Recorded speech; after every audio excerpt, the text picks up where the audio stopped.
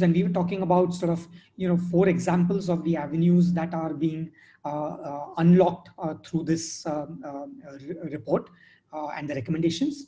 Firstly is a fairly innovative instrument, which technically, and pardon the technicality here, which is called a zero coupon, zero principal bond in the context of the report. But essentially what it is a certificate or an instrument which will allow the non-profits to issue a donation certificate with no expectation of return of either principal or interest to the giver, which tends to be the expectation of the giver anyway, because the real motivation of the giver is to provide capital for social impact and for social benefit.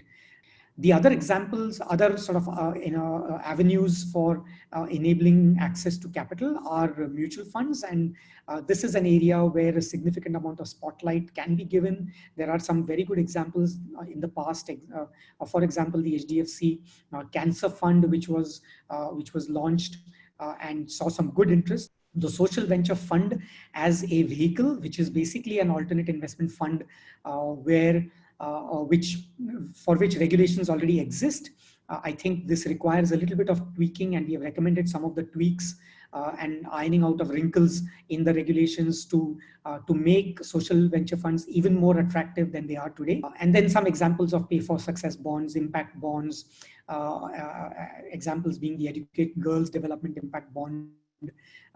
So these are sort of 4 specific examples of the kind of instruments that will enable opening up of significant avenues for raising capital for nonprofits and connecting them with the giving and the donor community.